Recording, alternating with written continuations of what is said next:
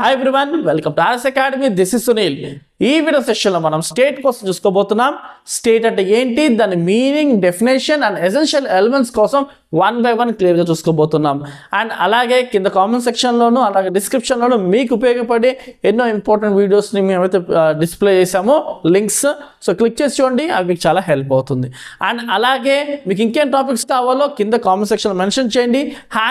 #RS Academy అని చెప్పి topic name mention చేయండి, ఖచ్చితంగా అది మీకు అందుబాటులోకి మేము తీసుకొస్తాం. ఓకే, సో స్టేట్ అనేది ఏంటి, ఇది ఒక political organization. State is an important political organization. The study of political science అనేది స్టేట్తోనే స్టార్ట్ అయ్యి స్టేట్తోనే ఎండ్ అవుతుంది. అంటే nothing but study of political science అంటేనే స్టడీ ఆఫ్ స్టేట్ కోసం కంప్లీట్ అన్ని డైమెన్షన్స్లోనూ చదవడమే పొలిటికల్ సైన్స్ అంటే. సో పొలిటికల్ సైన్స్ అంటే నథింగ్ బట్ ఏంటి, ఇది ఒక పొలిటికల్ ఆర్గనైజేషన్.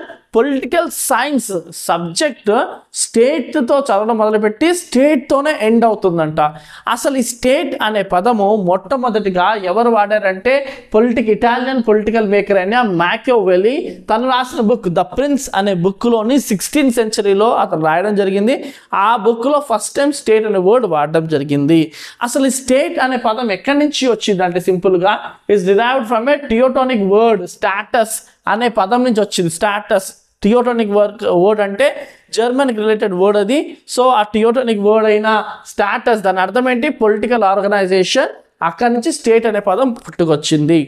సో స్టేట్ యొక్క డెఫినేషన్ చూసుకుంటే కనుక state is a people organised for a law with in a defined territory. అంటే ఒక పర్టిక్యులర్ టెరిటరీలో అంటే ఒక పర్టిక్యులర్ లిమిటేషన్స్, బౌండరీ లిమిటేషన్స్లో జనాలందరికీ ఒక పర్టికులర్ లాతో స్టేట్ నడపబడితే, అంటే ఆ టెరిటరీలో ఉన్న వాళ్ళందరికీ ఒకటే లా ప్రకారంగా నడిపించబడితే ఆ పర్టికులర్ లిమిట్స్ ఉన్న ప్లేస్ని మనం ఏమంటాం, స్టేట్ అని పిలుచుకుంటాము.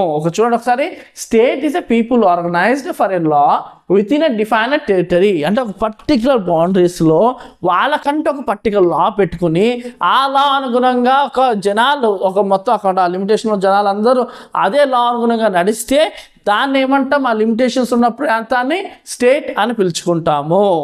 సో అటువంటి స్టేట్కి సంబంధించిన ఎసెన్షియల్ ఎలిమెంట్స్ ఏంటో మనం వన్ బై వన్ చూసుకుందాము. సో స్టేట్ అనేది ఏంటి, ఇది ఒక పొలిటికల్ ఆర్గనైజేషన్. ఇది పొలిటికల్ సైన్స్లో మనం చదివేది స్టేట్ కోసము. ఇది మొట్టమొదటిగా ఈ పదాన్ని 16th centuryలో ద ప్రిన్స్ అనే బుక్లోని మనకి మ్యాకియావెల్లి వాడడం జరిగింది. ఈ స్టేట్ మీనింగ్ ఏంటి అంటే పొలిటికల్ ఆర్గనైజేషన్. ఈ స్టేట్ అనే వర్డ్ ఎక్కడి నుంచి వచ్చింది అంటే టియోటోనిక్ వర్డ్ అయిన స్టాటస్ నుంచి రావడం జరిగింది. దీని యొక్క మనము డెఫినేషన్ చూసుకుంటే ఒక పర్టిక్యులర్ లిమిటేషన్స్లో బౌండరీస్లో ఉన్న జనాలందరూ కలిసి ఒక లా తమకంటూ పెట్టుకుని ఆ లా అనుగుణంగా నడిస్తే ఆ టెరిటరీలో ఉన్న ప్రాంతాన్ని అంతా మనం ఏమని పిలుచుకుంటాము, స్టేట్ అని పిలుచుకుంటాము. సో ఆ స్టేట్కి సంబంధించిన ఎసెన్షియల్ ఎలిమెంట్స్ అంటే ఈ ఎలిమెంట్స్ ఉంటేనే ఆ లిమిటేషన్ ఆ టెరిటరీలో ఉన్న ప్రాంతాన్ని స్టేట్ అని పిలువబడుతుంది. సో ఫస్ట్ ఏంటంటే పాపులేషన్. ఫస్ట్ ఎలిమెంట్ ఏంటి, పాపులేషన్. అంటే ఇక్కడి నుంచి ఇక్కడికి ఒక స్టేట్ అనుకుందాం. ఆ స్టేట్లో ఖచ్చితంగా జనాలు ఉండాలి కదా. సో స్టేట్లో జనాలు లేకపోతే స్టేట్ అని ఎలా అనిపించుకుంటుంది. సో ఖచ్చితంగా ఏదైతే ప్రాంతం ఉందో ఆ ప్రాంతంలో జనాలు ఉన్నప్పుడే ఆ ప్లేస్ని స్టేట్ అని ఐడెంటిఫై చేయడానికి ఫస్ట్ ప్రైమరీ ఎలిమెంటే పాపులేషన్. చూడండి ఇక్కడ, population is the fundamental and essential element of the state. There can no state without population. So అసలు పాపులేషన్ లేకపోతే అది స్టేటే కాదు. సో మనం ఎవరైతే పొలిటికల్ సైన్స్ సంబంధించిన మేకర్స్ ఉన్నారో వాళ్ళు ఏమంటారంటే టూ హెవీ పాపులేషన్ అన్నది ఉండకూడదు. ఎందుకంటే గవర్నమెంట్కి గవర్న్ చేయడానికి టూ హెవీ పాపులేషన్ కష్టము. సో అటు ఎక్కువ ఉండకూడదు, తక్కువ ఉండకుండా ఎంతైతే ఉండాలో ఒక ప్రాంతానికి దానికి తగ్గట్టుగా ఉండాలి అని. సో ఇప్పుడు ప్రపంచీకరణ జరిగిన తర్వాత వరల్డ్లో చాలా ఎక్కువ లిమిటేషన్స్ ఉన్న ప్లేసెస్ ఉన్నాయి. లైక్ అమెరికా ఉంది అండ్ ఇండియా కూడా ఉంది. అలాగే చిన్న చిన్న దేశాలు కూడా ఉన్నాయి, పెద్ద పెద్ద దేశాలు కూడా ఉన్నాయి. సో పెద్ద దేశాల్లో గవర్న్ చేయడం కొంచెం కష్టం అవుతుంది, ఎందుకంటే వాళ్ళు బౌండరీస్ ఎక్కువ ఉంటాయి కాబట్టి ఈచ్ అండ్ ఎవ్రీ కార్నర్లోని ప్రాపర్ గవర్నెన్స్ జరగదు అని ఇనిషియల్గా ఉన్న పొలిటికల్ సైన్స్ సంబంధించిన మేధావుల యొక్క అభిప్రాయం అది. ఓకే, సో పాపులేషన్ అనేది ఏంటి, fundamental and essential element of state. ఈ యొక్క ప్లేస్లోని జనాలు లేరనుకోండి, అది స్టేట్ అనే పిలువబడదు. సో స్టేట్లో ఖచ్చితంగా ఎవరు ఉండాలి, పాపులేషన్ ఉండాలి, ఎందుకంటే జనాల కోసమే ఫామ్ అయిందే స్టేట్ కాబట్టి. Next territory. సో ఖచ్చితంగా దానికంటూ స్పేస్, దానికంటూ పర్టికులర్ బౌండరీస్, లిమిటేషన్స్ ఉండాలి ఖచ్చితంగా. Territory comprises it's land, territorial water and space. So దాని భూభాగం ఎంతవరకు ఉంది, నీళ్ళది ఎంతవరకు ఉంది, ఇలాగా. సో ఖచ్చితంగా దాని బౌండరీస్ అనేది ఉండాలి. సో ఇండియాకి ఖచ్చితంగా దాని చుట్టూ ఒక బౌండరీ అవుట్లైన్ ఉంది కదా. సో ఏ దేశానికి ఆ దేశానికి బౌండరీ అవుట్లైన్ ఉండాలి, దాని వాటర్ లిమిటేషన్స్ ఉండాలి, ల్యాండ్ లిమిటేషన్స్ ఉండాలి. అప్పుడే దాన్ని ఏమంటాం మనం, టెరిటరీ అంటాము. సో జనాలు ఉండాలి, ఆ జనాలు ఉండే ప్రాంతము ఇక్కడి నుంచి ఇక్కడ దాకా మన టెరిటరీ, ఇక్కడి నుంచి ఇక్కడ దాకా మన ప్రాంతం అన్నప్పుడే ఆ ప్రాంతం అంతా కూడా ఒక స్టేట్గా పరిగణించబడుతుంది. Next government. జనాలు ఉన్నారు, ఆ జనాలకు తగ్గ టెరిటరీ ఉంది, ప్రాంతం ఉంది. నెక్స్ట్ టైం కావాలంటే గవర్నమెంట్ కావాలి. ఆ జనాల్ని ఆ పర్టికులర్ టెరిటరీలో పాలించడానికి గవర్నమెంట్ ఉండాలి. సో ఒక స్టేట్ అథారిటీ ఎన్ఫోర్స్ చేసేదే గవర్నమెంట్ త్రూ. సో గవర్నమెంట్కి 3 ఆర్గాన్స్ ఉంటాయి. ఒకటి లెజిస్లేచర్, ఇంకోటి ఎగ్జిక్యూటివ్, ఇంకోటి జ్యుడిషియరీ. ఈ లెజిస్లేచర్ ఏం చేస్తుంది, లా తయారు చేస్తుంది, మేక్స్ ద లా. ఆ లాని ఇంప్లిమెంట్ చేసేది ఎవరు, ఎగ్జిక్యూటివ్ ఇంప్లిమెంట్ చేస్తుంది. సో ఆ లాని ఇంటర్ప్రిట్ చేసి అనలైజ్ చేసేది ఎవరు, జ్యుడిషియరీ అంటే కోర్ట్స్. కోర్ట్స్ ఏం చేస్తాయి, ఆ లాని ఇంటర్ప్రిట్ చేసి అనాలిసిస్ చేసి అప్లై చేస్తుంది. సో గవర్నమెంట్ అనేది ఏంటి, state enforces its authority through the government. Government త్రూనే అది తన ఎన్ఫోర్స్మెంట్ చూపిస్తుంది. గవర్నమెంట్కి ఎన్ని ఆర్గాన్స్ ఉంటాయి, 3 ఆర్గాన్స్ ఉంటాయి, legislature, executive and judiciary. Legislature ఏం చేస్తుంది, makes the law. Executive implement, దాన్ని అమలు చేస్తుంది. అండ్ జ్యుడిషియరీ ఏం చేస్తుంది, ఇంటర్ప్రెట్స్, అనలైజ్ చేస్తుంది. అది దాని తగ్గట్టుగా మన కోర్టులో డెసిషన్స్ అన్నీ కూడా లా అనుగుణంగానే ఉంటుంది. అండ్ నెక్స్ట్ చూసుకుంటే సావర్నిటీ, సార్వభౌమ అధికారం. సో ఎవరి కింద ఉండం. సో ఆ ప్రాంతపు గవర్నమెంట్ ఎవరి కింద ఉండదు, సుప్రీం పవర్ గవర్నమెంట్ చేతుల్లో ఉండాలి, అదే సావర్నిటీ. సో ఒక పర్టికులర్ జనాలు ఉన్నారు, ఆ జనాలకి ఒక పర్టికులర్ ప్లేస్ అంటే ల్యాండ్ లిమిటేషన్స్ ఉన్నాయి, వాటర్ లిమిటేషన్స్ ఉన్నాయి, వాళ్ళని పాలించడానికి గవర్నమెంట్ ఉంది. ఆ గవర్నమెంట్ ఎవరి కింద లేదు, ఆ గవర్నమెంట్ ఇట్ సెల్ఫ్ ఉన్నప్పుడే సావర్నిటీ ఉన్నట్టు, సార్వభౌమ అధికారం ఉన్నట్టు. ఎవరి కిందనో ఉంటే అప్పుడు ఆ స్టేట్కి సార్వభౌమ అధికారం లేనన్నా దాని స్టేట్ కింద గుర్తించము. So sovereignty it is the spirit and soul of the state. అసలు మెయిన్ సోలే ఇది. సో ఎవడో కింద మన గవర్నమెంట్ ఉంటే ఇంకా మనము ఎవరో కింద ఉన్నట్టే. స్టేట్ అంటేనేంటి, ఇట్ సెల్ఫ్ ఇట్స్ ఇండిపెండెంట్. ఆ ఇండిపెండెంట్ రిసెంబులే సావరినిటీ ఉండడం, సార్వభౌమ అధికారం. వాళ్ళ అధికారము వాళ్ళ దగ్గర ఉండడం, వాళ్ళ దగ్గర అంటే వాళ్ళచే ఫామ్ అయిన గవర్నమెంట్ చేతిలో ఉండడము. ఆ గవర్నమెంట్ ఎవరి కింద ఉండదు, గవర్నమెంటే సుప్రీంగా ఉండడము.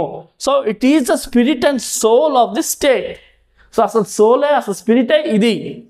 It distinguishes state from other residential institutions. So స్టేట్ని యూనిక్ ప్లేస్లో పెట్టడానికి, యూనిక్గా కనిపించడానికి కారణమే ఈ సావరినిటీ. ఎందుకంటే ఇట్ సెల్ఫ్ ఎగ్జిస్టింగ్ అనేది దానికి ఉంటుంది కాబట్టి. Okay, next international recognition. So modern టైమ్స్లోని అన్ని వెల్ఫేర్ స్టేట్స్ ఫామ్ అయినాయి. ఒకప్పుడు పోలీస్ ఏంటి అంత రూలింగ్ అంతా కూడా ఈ పోలీస్ అంటే ఏంటి ఆర్మీతో అలా రన్ చేసి, ఇప్పుడు అంతా ఏంటి వెల్ఫేర్ స్టేట్స్. జనాలకి మంచి చేయాలి, అలా అయితే ఓట్లు వేస్తారు, అలానే మనం నిలబడతాం. సో అంతా కూడా వెల్ఫేర్ స్టేట్ కింద ఫామ్ అయింది.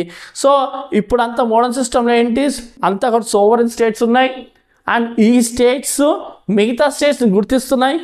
సో అలా గుర్తించినవే మనకి స్టేట్ కింద కన్సిడర్ చేస్తాం. అంటే ఏంటి, మన ఇండియాని ఇది ఇండియా, ఇక్కడి నుంచి ఇక్కడికి ఇండియా, ఈ ప్లేస్ అంతా ఇండియాదే అని ఇంటర్నేషనల్ లెవెల్లో మనకి ఐడెంటిటీ ఉంది. కాబట్టి ఇండియా అన్నది ఇంటర్నేషనల్ లెవెల్లో ఒక స్టేట్ కింద గుర్తించబడింది. సో ఇక్కడ చూడండి, every state requires recognition of other sovereign states.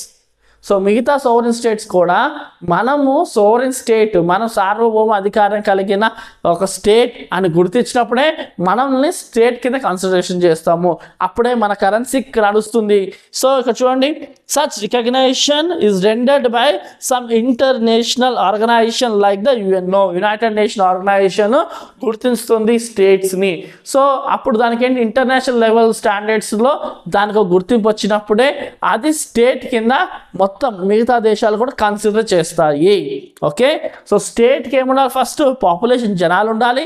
ఆ జనాలకు సంబంధించి బౌండరీ లిమిట్స్ ఉండాలి. ఆ బౌండరీ లిమిట్స్ ఉన్న ఆ జనాలకి ఒక గవర్నమెంట్ ఉండాలి. ఆ గవర్నమెంట్ ఎవరి కింద ఉండకూడదు, అదే సుప్రీం అథారిటీలో ఉండాలి. ఇలా ఫామ్ అయిన స్టేట్ని ఇంటర్నేషనల్ లెవెల్లో మిగతా సావరెన్ స్టేట్స్ గుర్తించినప్పుడే అది స్టేట్ అంటారు. అలాగా యునైటెడ్ నేషన్ ఆర్గనైజేషన్ గుర్తిస్తూ ఉంటుంది. ఓకే, ఇది టోటల్గా స్టేట్కి సంబంధించి. స్టేట్ ఒక పొలిటికల్ ఆర్గనైజేషన్. ఇది ఫస్ట్ టైం ఎవరు అంటే మనకి మ్యాకియావెల్లీ తన బుక్లో ద ప్రిన్స్ 16th century రాసిన బుక్లో వాడడం జరిగింది. నెక్స్ట్ ఈ వర్డ్ ఎక్కడి నుంచి గుర్తించాం మనం? టియోటానిక్ వర్డ్ స్టాటస్ నుంచి వచ్చింది. దానికి అర్థం పొలిటికల్ ఆర్గనైజేషన్. అంటే స్టేట్ అంటే ఏంటి? పొలిటికల్ ఆర్గనైజేషన్ అని అర్థం. అండ్ ఇది సింపుల్గా ఏంటి? ఒక లిమిటేషన్లో ఉన్న జనాలు వాళ్ళకంటే ఒక లా పెట్టుకుని ఆ లా అనుగుణంగా నడుస్తున్నప్పుడే ఆ ప్రాంతాన్ని స్టేట్ కింద డిక్లేర్ చేస్తాము. అటువంటి స్టేట్కి ఉండాల్సిన ఎలిమెంట్స్ ఏంటి అంటే పాపులేషన్, టెరిటరీ, గవర్నమెంట్ ఉండాలి. ఆ గవర్నమెంట్కి సావరెనిటీ, సార్వభౌమ అధికారం ఉండాలి. అలా ఫామ్ అయిన స్టేట్కి ఇంటర్నేషనల్ రికగ్నైజేషన్ ఉన్నప్పుడే అది స్టేట్ అనిపించుకుంటుంది. ఓకే, మీకు ఈ క్లాస్ చాలా క్లియర్గా అర్థమైంది అనుకుంటున్నాను. మీకు ఇంకేం వీడియోస్ కావాలో కింద కామెంట్ సెక్షన్లో మెన్షన్ చేయండి. #RS Academy అని మీ టాపిక్ నేమ్ మెన్షన్ చేయండి. ఎవరికైతే స్క్రీన్ షాట్ కావాలో స్క్రీన్ షాట్ తీసుకోవచ్చు. సో స్క్రీన్ షాట్ తీసుకుని సేమ్ ఇదే ఎగ్జామ్ రాసుకోండి. నేను చెప్పింది కొంచెం యాడ్ చేసుకోండి. ఇట్స్ ఎనఫ్, మీకు ఫుల్ మార్క్స్ అనేది వస్తుంది. So thank you for watching. Do share, subscribe our channel.